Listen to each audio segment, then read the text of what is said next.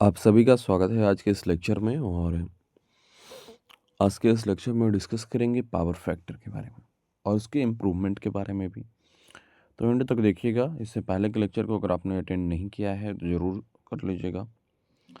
Playlist का link इस video का डिस्क्रिप्शन में ही दे दिया गया है, ठीक है। साथ साथ जो सिविल वाले कैंडिडेट हैं उनको ही बता दीजिएगा, उनकी भी क्लासेज लगातार यहाँ पर चल रही है अभी। तो वो उनके लिए भी प्लेलिस्ट का लिंक वीडियो का डिस्क्रिप्शन में दिया हुआ है। अगर आप चाहें तो प्लेलिस्ट भी शेयर कर सकते हैं, ठीक है। और इस लेक्चर को एंड तक देखेंगे, 1x 2x 4x जैसे भी देखें एंड तक देखें। चलिए इस लेक्चर की शुरुआत करते हैं पावर फैक्टर और उसके इम्प्रूवमेंट से। पावर फैक्टर होता क्या है? What is power factor? Power factor जिसको पीएफ से इंडिकेट करते हैं, ये रेशियो होता है of active true power to apparent power in AC circuit. Power factor कहाँ होगा? एसी सर्किट में होगा। और ये रेशियो होता है किसका? एक्टिव पावर का और अपेरेंट पावर का। एक्टिव पावर जिसको ट्रू पावर भी बोल सकते हैं, इन दोनों का रेशियो जो होता है वो पावर फैक्टर होता है। इसके लिए जो पावर फैक्टर के लिए जो फॉर्मूला यूज करते हैं वो ये यूज करते हैं, पावर फैक्टर इजकल टू होता है कॉस फाई इजकल टू आपका पी अपॉन एस। पी क्या हो गया? ट्रू फैक्टर, ट्रू पावर, ठीक है। और एस क्या हो गया? अपेरेंट पावर, ठीक है। पी को एक्टिव पावर भी कहेंगे, जैसे यहाँ पास देखिए पी क्या है आपका? एक्टिव पावर है जिसका यूनिट के डब्ल्यू में लेंगे, के डब्ल्यू। और एस क्या है? अपेरेंट पावर जिसका यूनिट हम लोग के वी ए में लेंगे, ठीक है।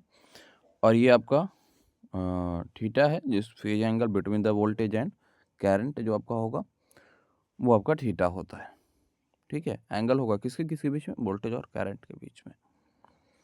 नेक्स्ट वन हम लोग देखेंगे types of power factor. Type of power factor में पहला पावर फैक्टर जो देखेंगे वो देखेंगे लैगिंग पावर फैक्टर।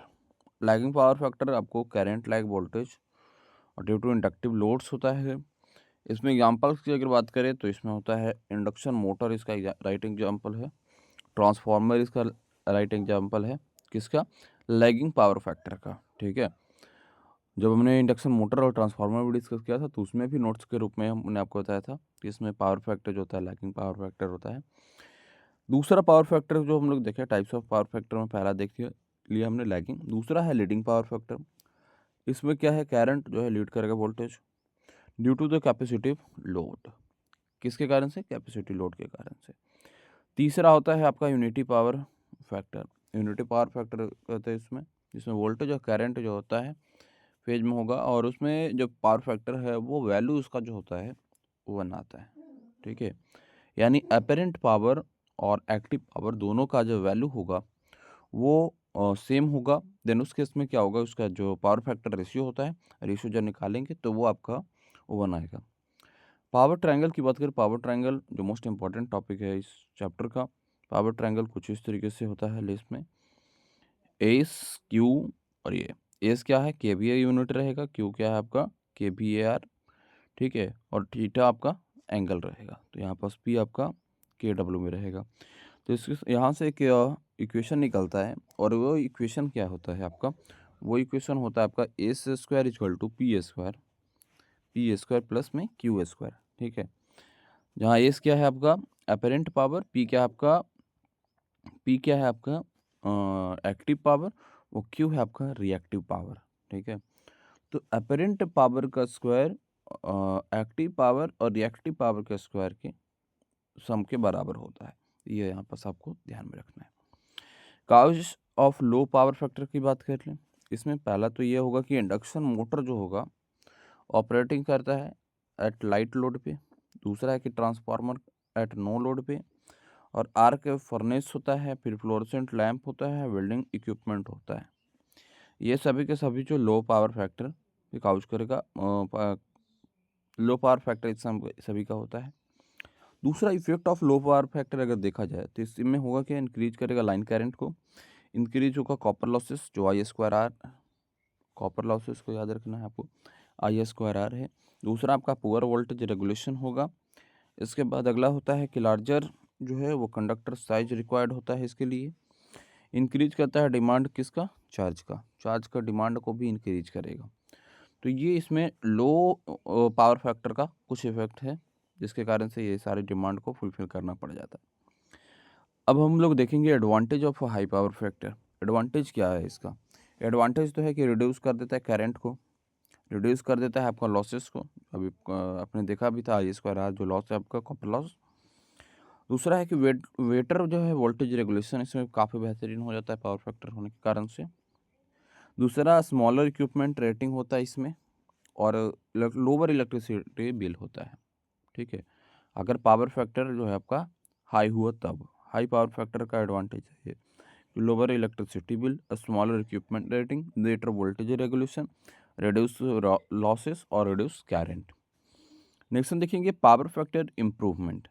ठीक है, तो पावर फैक्टर इम्प्रूवमेंट ज़रूरी क्यों है, वाई इम्प्रूवमेंट नीडेड। तो इम्प्रूव जरूरी है, इम्प्रूवमेंट की ज़रूरी है किसके लिए, टू रिड्यूस करने के लिए, कैस को, लॉसेस को, वोल्टेज ड्रॉप को और इलेक्ट्रिसिटी कॉस्ट को, इन सब को रिड्यूस करने के लिए आपका इम्प्रूवमेंट ज़रूरी है।